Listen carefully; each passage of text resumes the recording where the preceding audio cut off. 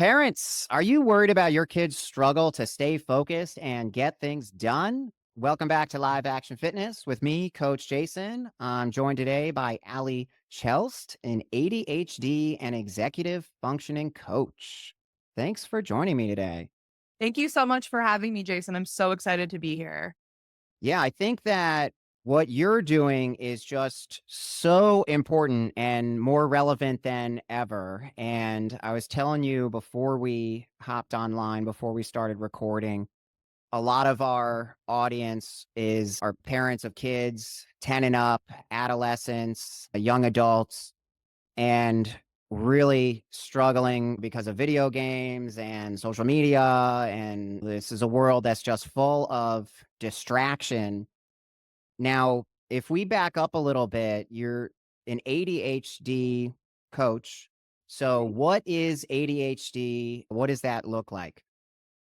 Yeah, it's a great question. So, ADHD is a condition that can impact a person's ability to really function in their daily life. It really manifests differently according to person, it's observed differently by gender as well. But basically, the more typical ADHD symptoms that we see in people are an inability to focus, struggle with daily tasks, organizational challenges, some level of sensory needs, and there's just a host of more things. That's I guess, like the general, very vague description of it. And ADHD can be diagnosed and caught in kind of many different situations. Most people end up getting diagnosed in a school setting. So a lot of children get diagnosed with it because the school setting is a more, I would say, like a place that really tests the condition in a way and makes things maybe more prominent or more obvious. But a lot of people get diagnosed later in life, such as myself. And it's a condition that really impacts people in a lot of different ways, but can also cause, I didn't mention this, but like impulsivity and hyperactivity, as well as inattentiveness, distraction, all of that fun stuff. Right. So, incredibly important. And of course, your ability to focus is key no matter what it is that you're trying to do or get done to be successful at. You're going to need to focus your mind. So it's just relevant across the board. It's like a superpower, I think. If you can train your mental focus, you're going to be able to just be more successful in life. So, super important. Go ahead. Yeah, no, I couldn't agree more. It's really everything. And the good news, a lot of times people, they get an ADHD diagnosis, their kid gets one, whatever it is, and they're so panicked and they're so scared for what this means. But the truth is, ADHDers can live the same life that a person without ADHD can. They just need support and different resources and different accommodations. For all the parents in particular who are listening, who are maybe they think their kid has it or they just got the diagnosis or whatever it is, this is a condition that can cause an impact for a while. But the thing is that it does affect you forever. But there are a lot of resources and supports out there that can help you or your child have the most enriched, fulfilling, successful life possible. Right. So, a lot of people can have ADHD, you get a diagnosis. This is the condition you might get diagnosed by your doctor. And now that brings us to the other flip side of the coin with what you're working on, the executive functioning. So, my understanding is that it's a skill set, executive functioning, a whole group of skills. Could you break that down? What is executive functioning? Absolutely. So executive function skills are the skills that we use each and every day to live our lives. So things like keeping track of a calendar, managing your time correctly, arriving places at the right time and right location, organization of belongings, improving your motivation, just really like the things that we use to exist and live. I know it sounds confusing, but it's really just the ability to manage yourself and all of that. People with ADHD tend to have weaker executive function skills. A lot of executive function might seem very innate to a person who does not have the condition. So that's why I think it's a very confusing topic for a lot of people because they're like, well, obviously I know how to set my alarm or I know how to write a to-do list, but people with ADHD, they might not know how to do that on their own or might have a challenge getting themselves to do that completely. So my job as an ADHD slash executive function coach is to teach these skills to children and adults. I work with kids and I work with adults of all ages. And what I do is I help them with what they have going on in their life, what their responsibilities are, their goals, their dreams, all of that stuff, learning these skills and how to implement them to help them be the most successful version of themselves. Right. So stuff like time management, you mentioned planning, Mhm.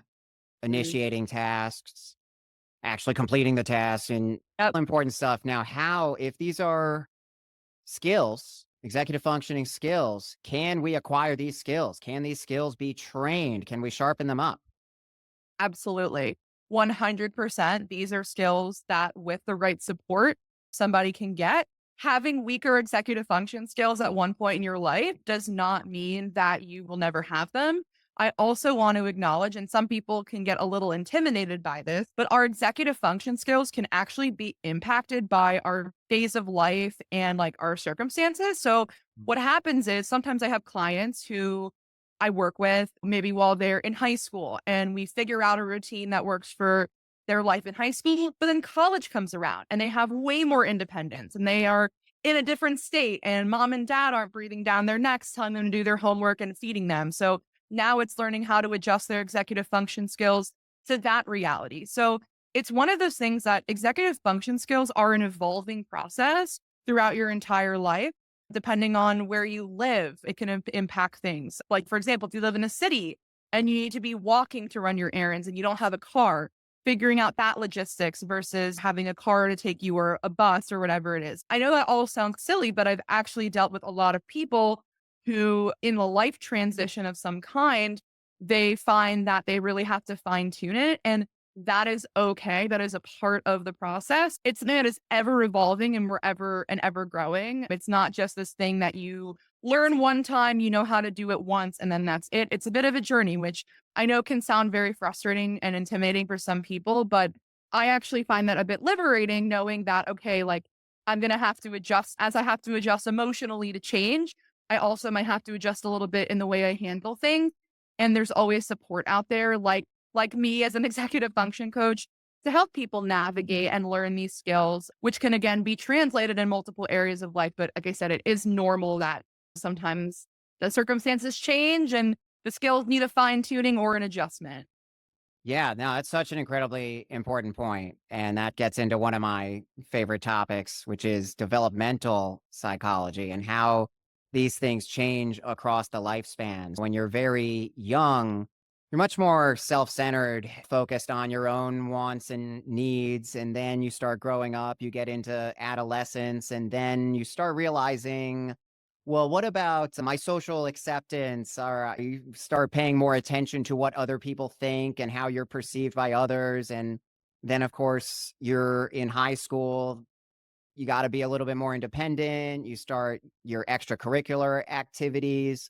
So you have to get a little bit more organized. And then going off to college, I was just talking with one of the moms in my program and mentioning how it's just like going to college where nobody you have so much independence for the first time that to the point where nobody's there to wake you up and make sure you go to class, Oh which is yeah. the whole thing that you're there to do, nominally at least, like you're going to school. And so it's like, well, who's going to get you to attend the class and show up on time if it's not you, right?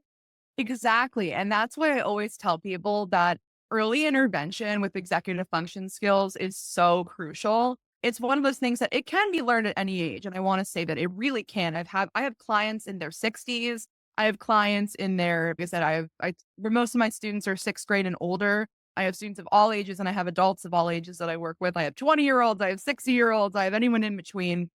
And it can be learned at any age, but the younger that you get started on these things and the more time that you have to figure out what works for you, the better the outcomes are. I'll get students every so often who I'll get clients who come in and they're second semester seniors and it's time to go off to college and they're like, I don't know how to live on my own. And we always make it work. But I'm always very relieved when I see people coming in sixth, seventh, eighth grade, even early high school, because the more time you have, you can really fine tune and figure out what works for you. Because one of the things I always tell people is that a part of the process of developing your executive function skills really is trial and error and figuring out what doesn't work as much as what does. And so having time to know what does and doesn't work is really helpful.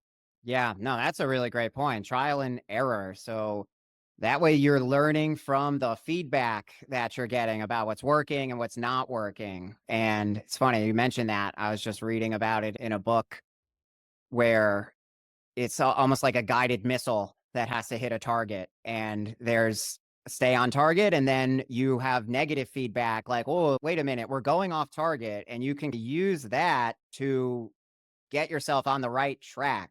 But you do have to do that. So yeah, trial and error is huge. And I wish that I had also found you when I was growing up because I struggled with ADHD. I had tons of energy, but I had a hard time showing up on time, being punctual. I used to procrastinate on my tasks rather severely. I didn't need to, like, oh, I'll start the homework the night before, like late at night, stay up late, I'm working, and I felt like, "Oh, okay, I could get this done." It wasn't a struggle to do the assignment, the struggle was setting myself down and initiating the task, right? No, like that's a huge thing. And this is where I get this question a lot, which is so similar to what you were talking about, which is understanding that there's a difference between like a content tutor, like someone who teaches you the subject, and then that helps you get the work like started and done.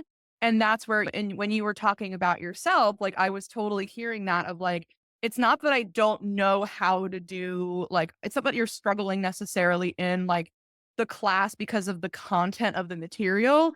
It's just the organization. It's reading the instructions carefully. It's starting it on time. It's if it's a large project, breaking it down into pieces. And so making it more approachable and less intimidating. And that's a huge part of what I do is telling people like it's not like I can help with some content because I do have some experience with it, but like my job is really to help people just do it and do it correctly and do it well. I have parents who constantly tell me my kid turns all the work in, but it's not done correctly. Like they'll maybe answer, let's say they have a question that they have to answer. There's four parts of the question. They'll answer the first one or two. And so it's going through things. Like you said, it's starting, it's the follow through. I love tennis. I used to be I'm really into tennis when I was a kid. And I think about like the hit and the follow through. Like that's a very big thing. And I think with executive function and school and work and everything else, like you have to start it. You have to start it at the right time. You have to know what you need to do, know what you need to start with, understand the instructions, complete the assignment correctly, and submit. And that's a lot. Like each assignments are not as simple as as they seem for people with ADHD. Like it's not as simple as just doing your homework and turning it in. It's all of those things that I mentioned. Yeah, that's such a great point. It's not about the content and the subject matter expertise where you're hiring regular tutors.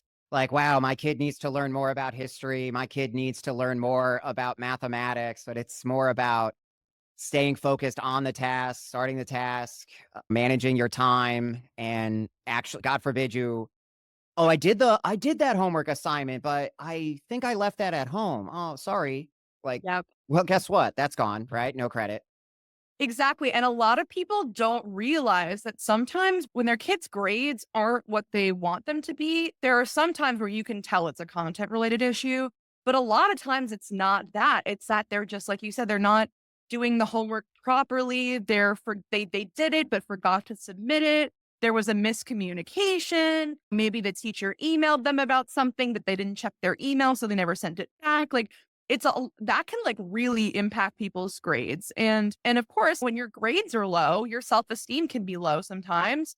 And especially when you're a child and your parents are checking your grades and they're upset with poor grades, it puts a really big strain on that parent-child relationship. And so one of the things that I always tell people was that the biggest unintended positive consequence of the work that I do, and a lot of parents that I've worked with will say this, is that I really help improve their relationships with their kids because when I'm helping them take on the workload and making sure their assignments are completed and doing all of that, especially for the busy parents I have or the ones who travel a lot for work who can't monitor all of that in the way that maybe they would want to.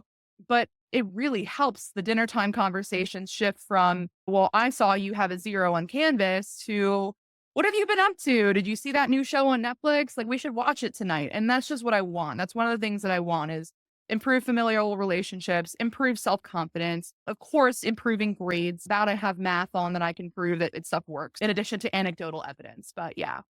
Yeah, that's another really great point about how your ability to connect with your friends and with your family can be improved. You're more focused, you're more on task, you're getting things done. You can keep things positive. You don't always have to be like, "Oh my god, you still don't have your shoes on? Like, we have to be out the door. Now we're gonna be late, and they're gonna charge us a late fee when we get to the place because, oh, you got distracted when you were supposed to be getting ready to go." And now you just create this spiral of negativity, but really you can help train the kid to be more focused and they're getting things done. Then they feel more competent and you reward them and you're like, wow, man, you're doing such a great job. Like you're getting things done, you're staying on task, we got out the door. And it's important to build that positive relationship. And it's not just about knowing all these facts and figures like we think of academically in school, but the ability to actually complete whatever task is set before you. So, with executive functioning, what are some of the tools that could help us adapt? If I have a skill deficit here, maybe I do have attention deficit, and I know I've had to adapt. You mentioned setting a timer before, which is something I set timers galore. Like I am well known. I am always setting timers and alarms. I have like 100 alarms on my Oh, phone me too. that are Yeah. still there. So that's one of the tools that I've used, which has helped me a ton. What are some of the other tools or resources that we can use to help us with this problem? Absolutely. So I, just like you, Jason, and am a huge proponent of the alarm. As much as many people are very resistant to it, I think it is an absolute game changer.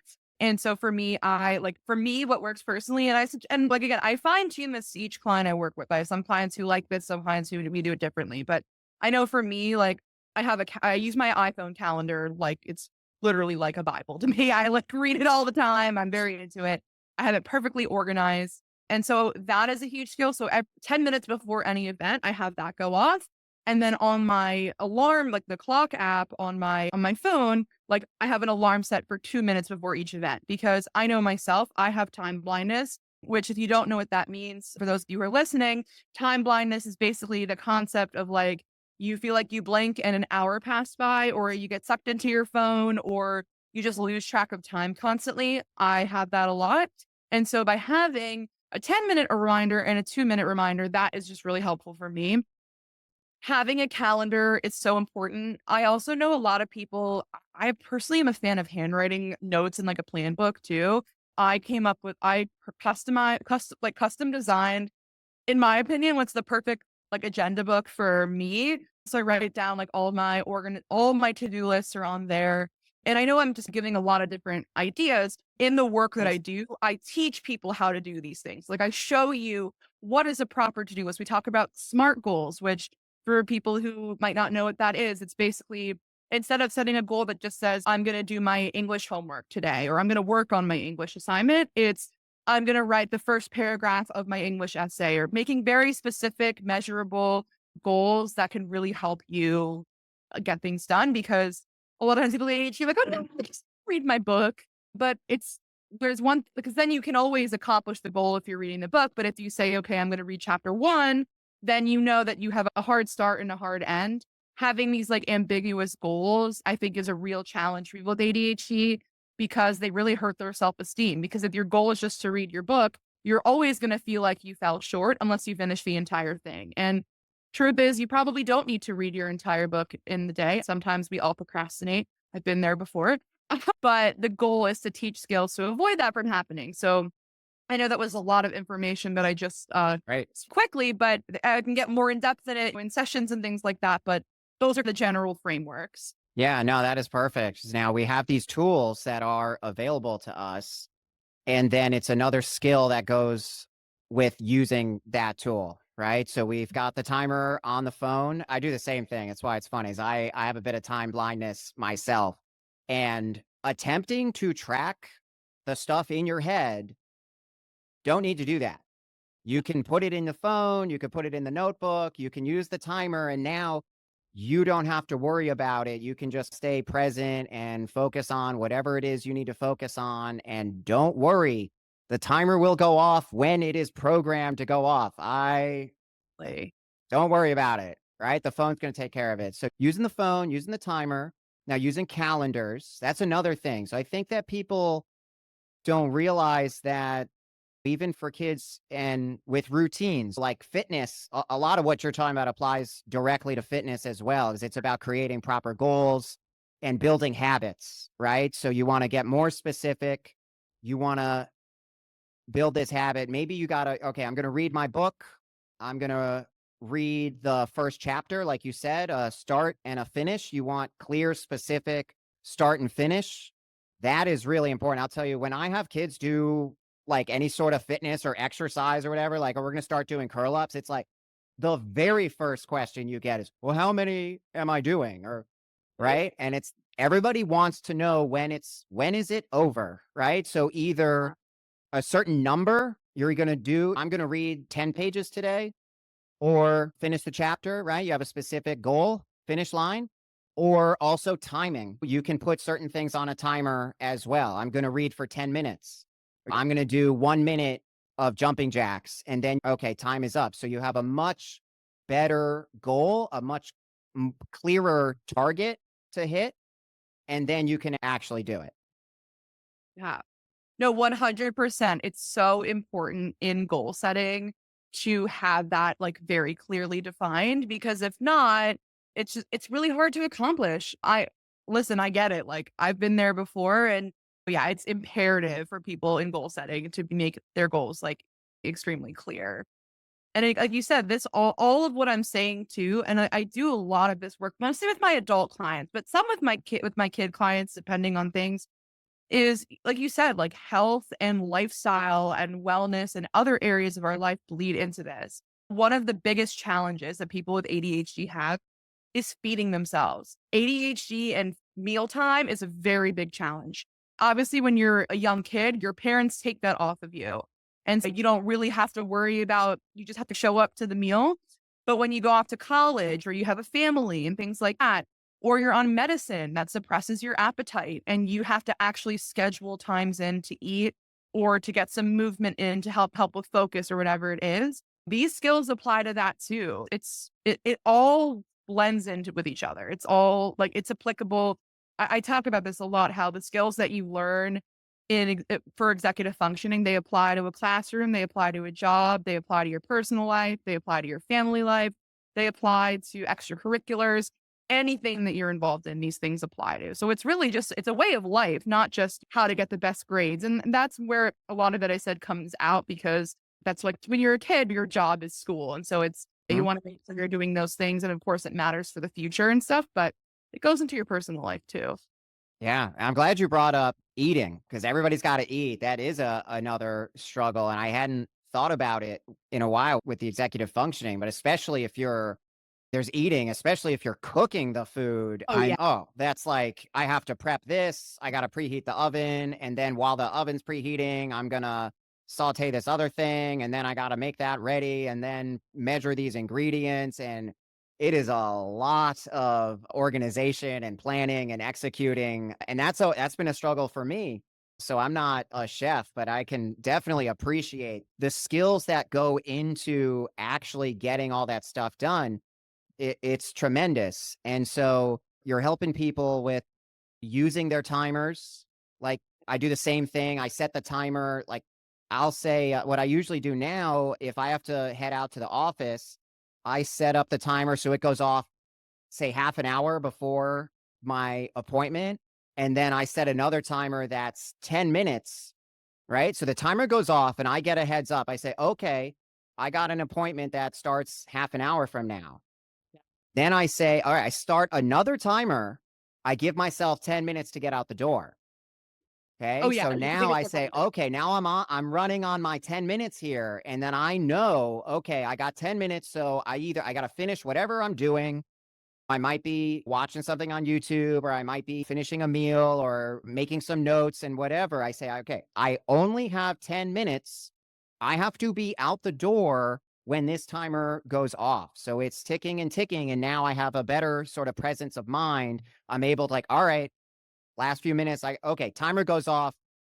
Drop whatever I'm doing. I know now because I've trained myself with the experience, the repetition. Like the second timer goes off, 10 minutes is up, shoes on, I'm out the door no matter what. And that has made a tremendous difference. 100%. No, that is like a big thing. I can't emphasize enough how important all of that is. And again, for people who are neurotypical, for people who are neurodivergent, like you and I in this way, and most, if not all of our clients, is that it might sound like for some people listening to this, like, well, you just got to get out the door. Well, for example, what if you live in an apartment building like I do, and I live on the fifth floor? And so in my building, I have to make sure that when I'm leaving, that I prepare to leave, knowing that the elevator could be delayed. That's a big thing. Or like even I have a car too, but when I park my car, sometimes the elevator there's only one elevator from the garage versus from my floor, there's three. Cleaning those things out. I know when I leave the house, I have a similar type of routine. I like have to time how long it's gonna take, but I take the time and say, "Okay, this let's say this meeting is in DuPont. It takes me X amount of time to get to DuPont from here. I'm gonna set an alarm 5 minutes before I need to leave to and then that way, when I set that alarm, that's my reminder of like, okay, you need to go, but like you can take a couple minutes. But you don't have to Mhm. like keep bolting out the door. And so that way of thinking about things is so important because again, for many other people, they're like, oh, well, I just like walk out and I go and that's that. But for people like me and my clients, and I'm sure like you were saying with you and yours too, it's like it's really not that simple. And sometimes it's like it can be, I know it can be hard for people to understand, but I you and I get it, like, it's really hard it's a lot more there's a lot more to existing and adulting, as I say, than just, Mhm. like, getting up and doing. Yeah, exactly. It's all happening in your mind, and that buffer time is critical. You can in advance, like, hey, I need a few extra minutes because I'm going to have to go. I got street parking for my car, so I will need a few minutes to go get into the car. Exactly. Right? So you get That's that also buffer part time. of it too. I always forget sometimes that's actually one of the biggest mistakes that I make. Fun fact about I'm pretty punctual. For me, I have the opposite. I have it that I have such bad anxiety about being late that it Mhm. propels me to always be on time. Some people, it's different. Like again, with ADHD works in extremes. A lot of times people are like, well, like people will say to me, well, how do you have ADHD? Because you can sit still with no problem and you're not very impulsive and whatever. I'm like, well, ADHD manifests differently and it's an extreme. So your child might be bouncing off the walls a little bit and be a little bit more impulsive and have more like maybe it's manifests a bit more in behavior. And for me, it's more so that I'm looking like this around the room. I'm zoning out. A task that should take me 5 minutes is taking me an hour. So it really can be different according to person. But anyway, say all this to say, like, I forget sometimes I need to find street parking, like how long that can take. And so I've been late many times to places because I'm like, "Oh my gosh, I accounted for the drive, but I did not account for the fact that there would also probably be some extra traffic than it said it would, and I had to find street parking." So, very much Yeah. understand. So people listening will relate to that a lot.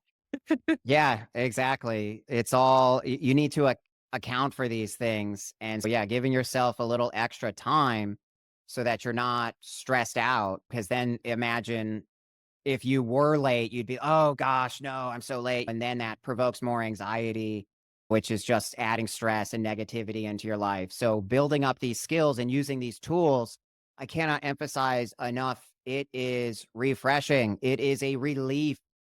Oh my gosh, I'm not running late to everything. I'm not scrambling. I'm more prepared.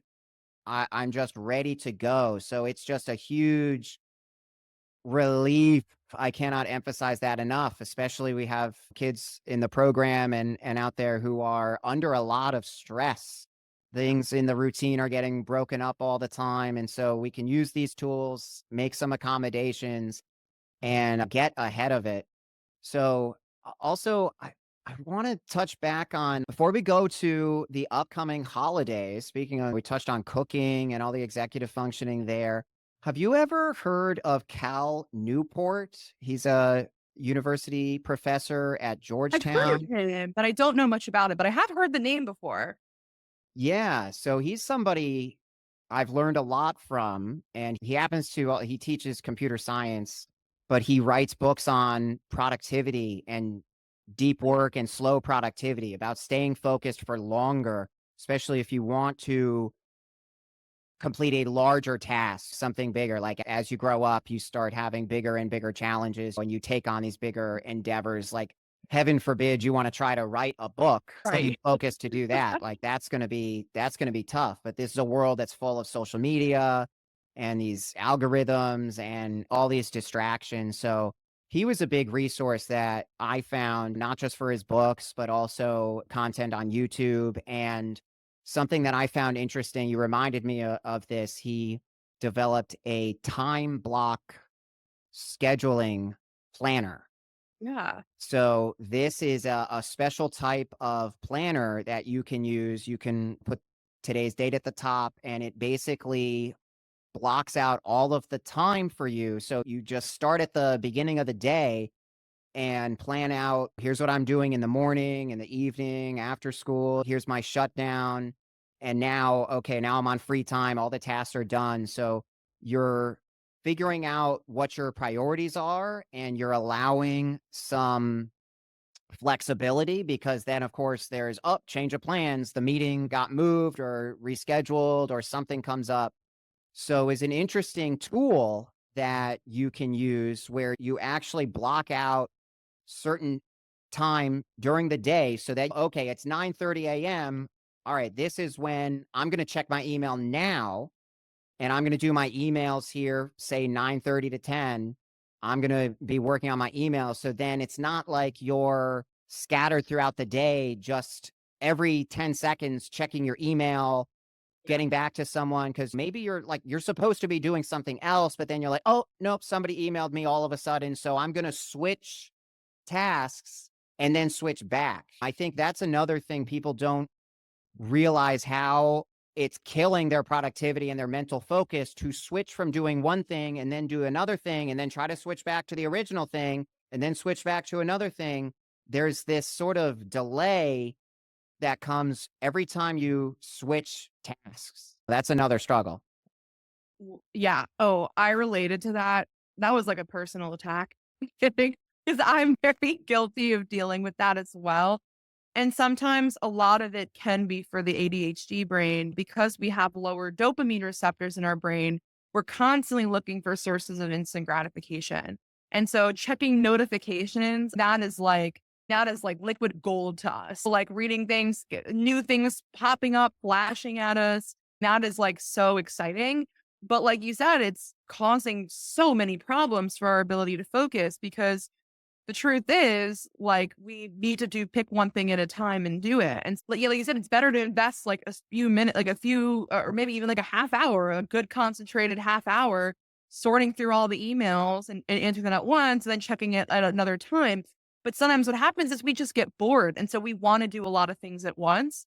And I talk to my clients about this all the time. And sometimes they're like, their eyes pop out of their head when they Mm. hear me say this, which is, we're making to-do lists and I say, I would rather you complete one thing on your to-do list of 20 things you have to do this week. I'd rather you complete one thing out of that entire to-do list than do half of five or a quarter of 10. Like that is not completing work. I know that you feel like you're chipping away at things and that is wonderful. And I get that because the reason I learned this is from my experience. Like I would get bored doing one assignment. So I would go back to a different one when I was in school and then take a break on that and go back to the ones. And then I just had three assignments that were like partially completed, were really at nowhere.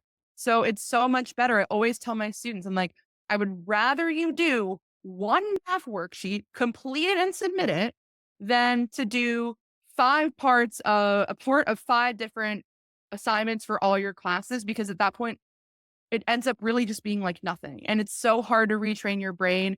when you're bored. And for ADHDers, boredom is like the worst thing that could possibly happen to them. It's like, it is torture. I know that feeling. Like, I talk about it all the time with my friends. Like, when I'm bored, it's just, I feel like everything is going to end. When you really pick that one thing and you do it and you do it to completion, you, it works in your favor. That's why, like, I don't read multiple books at a time. Like, I pick one book and I read it. With TV, it's a little different, but I'm also not, I don't care to like rush through TV shows or books. I want to like start it and read it, get what I want out of it, and then go on to the next thing. But yeah, if I just read 5 books at once, I would never have a single book read. Yeah, there. That's a really great example because I've had that same battle. I'm always tempted to read more books. Like, I start that new book, I start that new book, and then I just end up with like 5 or 6 books that I'm in the middle of Right. all at the same time. Exactly. It's such a struggle. And making those to-do lists is really important. I love what you just said there. So you have a list of tasks. One of those tasks is going to be more important than the others, Yes. right? Priority.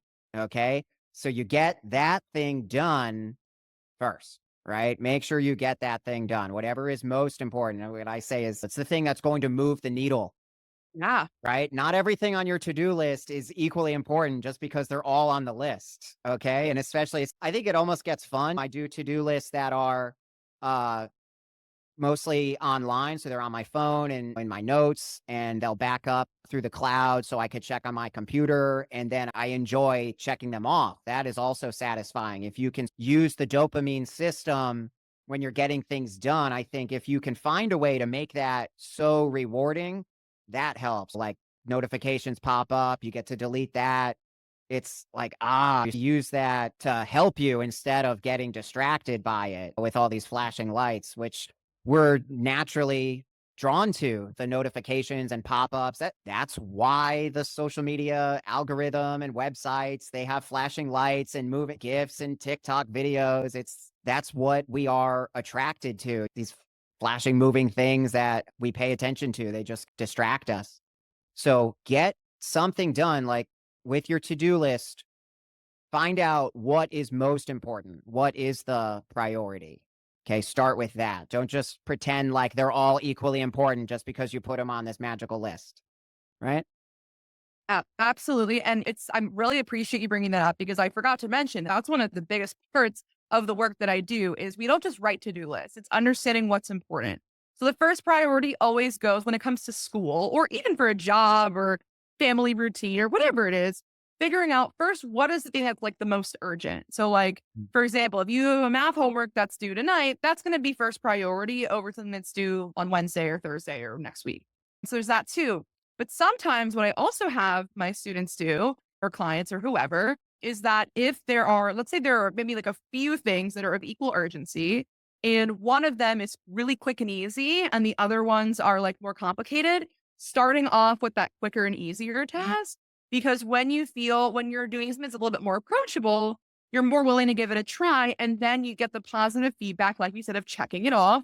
I have it on Google Docs where, like, with my students, where I have like a little checklist feature. I can click it and then it crosses out what they did. Some of my students prefer to write it by hand and cross it off on with like a fancy colored pen or a pencil or whatever. Just depends on people's personalities and interests. But that is like a huge thing. Like, I can't like express enough how important that is and how much it Right. helps. And I think these are all very practical tips where, someone like you, if they need the help of a professional or someone else as a teacher or a parent, anyone who's working with somebody else who has this kind of struggle, work on the to-do list together, help understand what is the priority, help them check it off and get rewarded, because the big battle here, it's all in the mind, like everything. So if you have ADHD, generally you feel it's almost daunting, right? You're like, oh my God, I have all these tasks, but I'm so disorganized. Like, I don't know how to get started with that. Like, I'm supposed to do this big project, and that's like, I don't know. I'm not sure how to get started. And that feeling of uncertainty will create more procrastination because they want to avoid the anxiety. They're like, well, maybe I'll just do something else. But meanwhile, that something else is just, you're distracting yourself, whether or not you want to admit it. you're avoiding the tasks because there's anxiety and it's daunting for you. So you're helping these people get organized and then feel more accomplished. Once they get that positive cycle, they get something done. You're helping them feel rewarded, like, hey, it actually feels good to get things done and stay on task. And hey, now that task is out of the way. I'm not worried about it anymore. Now, like, I'm on my free time, I can relax, it's handled, right? I got it. I got my game plan all set, and maybe it's even making a little plan for the big day tomorrow, right? A little bit of prep ahead of time. So you're not just like, oh, I don't know what to do. I don't know what to do. Like, oh, wait, I feel ready to go. Okay, now I can let loose and relax a little bit because I'm prepared. Yeah, So, and one last thing I just wanna say on that really quickly, I love all of what you said. I just wanted to add this too. So many people with ADHD or just in general, when they're procrastinating when they're doing something that is like you said, like, they don't want to admit that it's a distraction, but it is, or they're just like, "I'm taking a break," and it ends up being 3 hours watching TV. When you know that you have things that are waiting for you to be done, you can't even really relax on those breaks. Like, let's face it, we've all done that. We're like, okay, fine. I have this assignment that I need to do, but I'm just going to take 1 hour to watch 2 episodes of my favorite show on Netflix. The entire time you're sitting there being like, oh, I don't want this to end. I have this to do, blah, blah, blah, blah, blah. It's so terrible. And so it's like, you can't really even relax. But then when you come up with a way to make your tasks more approachable, you can actually like really you can actually relax and like enjoy that time because if your relaxation time is spent being clouded with anxiety and frustration because you're just using that relaxation as really a form of avoidance, it's so stressful and you feel worse. Like there's no worse feeling than that.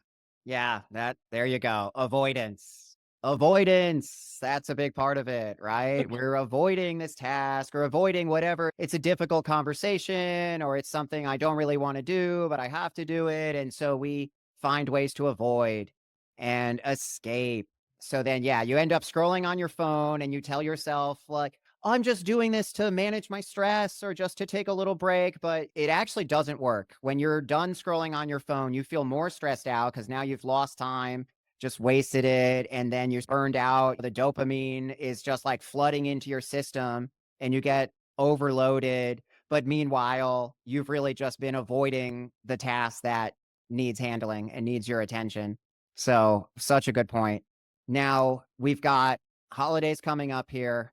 Okay, so it's going to be a disruption to the routine. Some people are going to be traveling or hosting family. And so, what do we need to know about staying organized, getting things done, handling the break in the routine with the holidays coming up? Yeah. So the first thing that always comes to mind is taking a second to just acknowledge that this time of year and for the next month or so is a little chaotic. It just is. The next 6 weeks are going to be chaotic. And so acknowledging that this time of year, as beautiful as it is for some people and as stressful as it is for others, it's just a bit of a challenging time, whether it's challenging logistically or emotionally or a combination. So I think the first thing I always tell people is just acknowledge that routines are going to be changed right now. There's a lot more preparation involved and there's a lot more logistics. So just acknowledging that I think is always the first step. The second thing that I recommend for people to do is outsource support.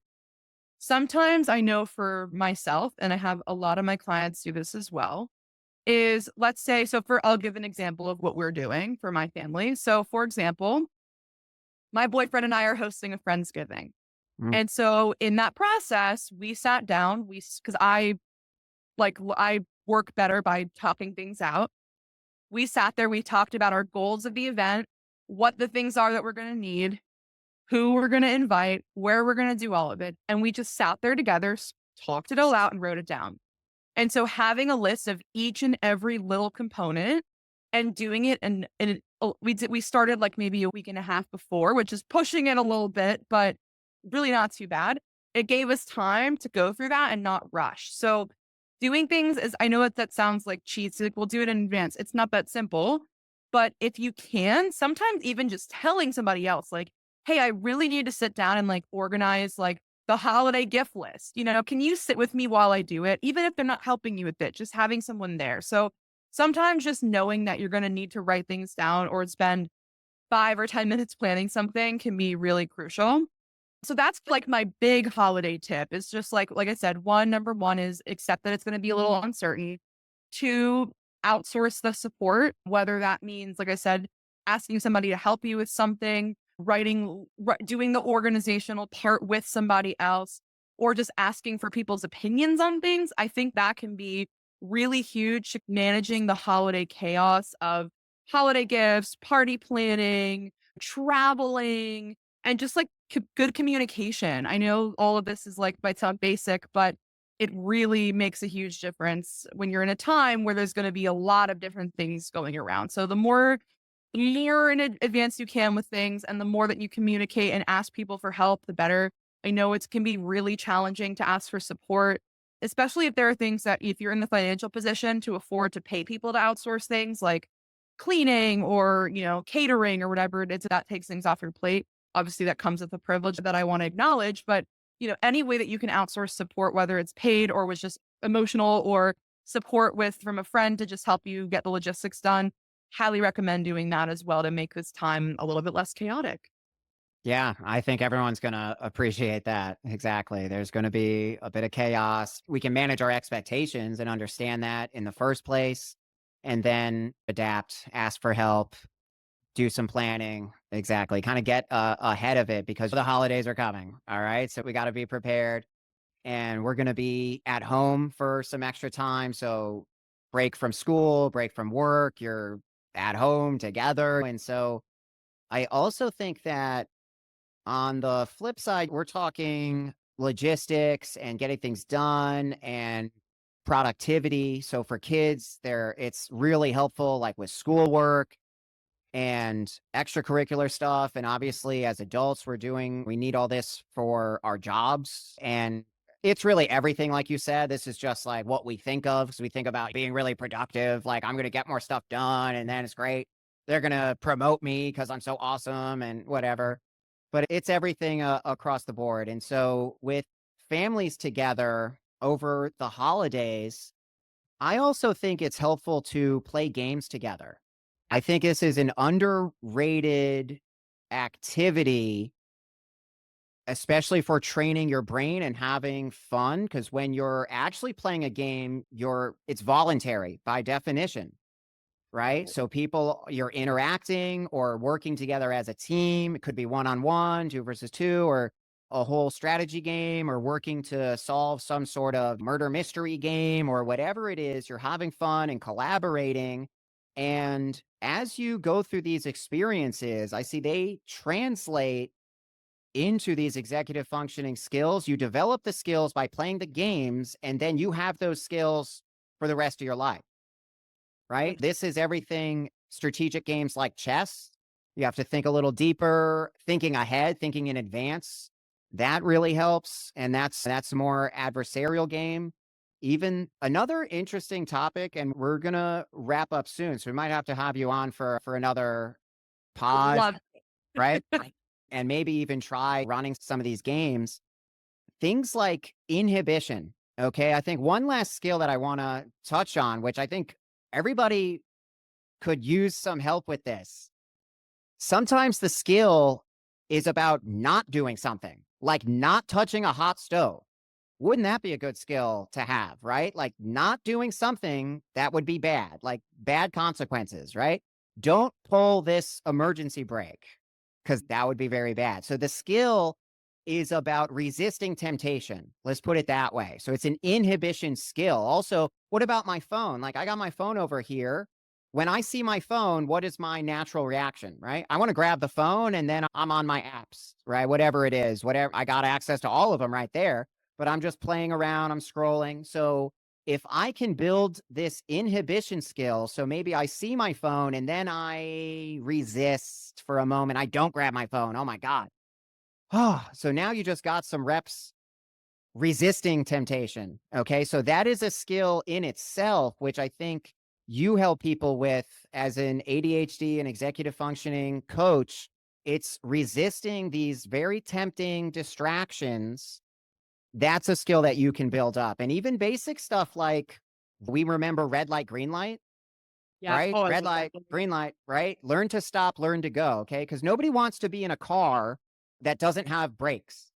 Yep. Right? You gotta be able to go, get things done. You gotta be able to pump the brakes, and I work with so many kids where it's like, "Man, you're full of energy, but you got no brakes." You're, like, just heading out there, you just cannot stop yourself once you get going, and, man, it would be really cool if you could, right? If you had brakes and you could pump the brakes when you need to, because it might save your life. You might be coming up on a stop sign or a red light, and, hey, if you just keep going and ignore all of the context clues like, hey, red flag, stop sign, stop the car, pump the brakes, and you're just like, I don't really have that skill. I just go. But you might have a big disaster on your hands. There could be some bad consequences. So learning how to pump the brakes is another one of these executive functioning skills. Definitely. There was someone I was reading a book and I forget the it's called ADHD 2.0. And the person that the authors of the book, they described having ADHD as like being a bicycle with the engine of a Ferrari. And I think so when you were talking about that, that immediately my brain went to that. And that's the thing is, which is 100% what you were saying, and it's extremely spot on, is that an engine of a Ferrari is a beautiful thing. But if you don't have the rest of the structure of the car to handle it, you're going to crash. A regular bicycle cannot handle the engine of a Ferrari. It can't handle an engine at all, right? Learning how to having a proper brake system, like you said, which is also inhibition slash impulse control, huge ADHD symptoms. Learning all those things, plus all the other stuff that we talked about in the episode, you're going to be on a great way to success because ADHDers, they have what kind of car is better than a Ferrari? Like you have that going for you, you have that Yeah. engine. You just need to be directed in the right way and have the proper parts in place, for lack of better words. I think that was such a perfect description. And it like really, I really understand that. And I think anybody who's listening to this who has an ADHD or in their life will be like, wow, that is so spot on. Yeah, exactly. And I find that it comes up so frequently where kids, they, I don't know what it is, one way or another, we learn our habits and sometimes they'll ignore you. Like the red light is there. That's the thing that we're talking about. There is a stop sign. The stop signs are there. The signs are there. You are not seeing them or just ignoring them. And so that's the real problem. And now you're also going to have problems in a social situation, right? So this translates in many ways. So you have to pick up the cues to modify what you're doing. Sometimes you need the brake pedal and sometimes you need the gas pedal. But you got to know what is the right thing to do given the context clues, right? Given the signals. Yep. 100%. I couldn't have said it better myself. There we go. So all these things, another time we'll get into some more gameplay, I think that'll help build these skills, thinking in advance, building these inhibition skills, role playing games. That's a big part of what we're doing at Live Action Fitness. So you actually you create your own character, and I'm narrating and putting you in these certain scenarios, and you have to actually figure out what it is that you would do, collaborating with the rest of the team, coming up with a game plan to handle these situations. So you're getting creative and using your mind to really think things through. And then because we're all having fun playing pretend together, you get to see what the consequences are and actually go with the flow because even under the best of circumstances, there are gonna be surprises, right? Things that, oh, change of plans. Oh, that didn't work out the way I had hoped it would. So what am I going to do now? And really, it's about learning how to adapt. And I think you're just doing such a great job helping all the clients you work with, helping them get organized and plan things so that they can just be more successful, live a happier, more fulfilled life. Thank you so much. And you too. The work that you do is incredible. And I love seeing all the things that you're doing. And I can't wait to see and hear about more. Your future is incredibly bright. And I can't wait to be a part of it all and hear more about it. Well, this is going to be a blast. So I can't wait to have you back for a part two. But Yeah. for anyone out there now who's like, wow, my kid is really struggling. They're not so focused. They have a hard time with impulse control or getting their tasks initiated, starting tasks and getting things done. And they say, wow, Allie, I could really use your help. How do they get in touch with you? Yeah. So you can send me an email. My email address is info at ADHD with Allie, Allie spelled ALY.com. So info at ADHD with Allie.com. I'm also on social media. I'm on Instagram, Facebook, and TikTok with the same username, ADHD with Allie, ALY. So you can message me on any of those platforms as well, and we can get in touch. And my website also is Allie.com. So all of it's the same, but feel free to reach out to me there. I'll get back to you and we can come up with a plan to help you or your child or your friend or anybody else who's going through it. ADHD can feel like a very lonely experience, even though we all know how common it is. But with the work that I'm able to do with my clients, I can promise you that you won't feel so alone and you'll get the support that you need. Oh, it's fantastic. I hope everybody reaches out to get in touch with you because I know it's going to make such a big impact. So thanks for being on the pod and have a good one. Thank you so much for having me. It was great. Bye bye.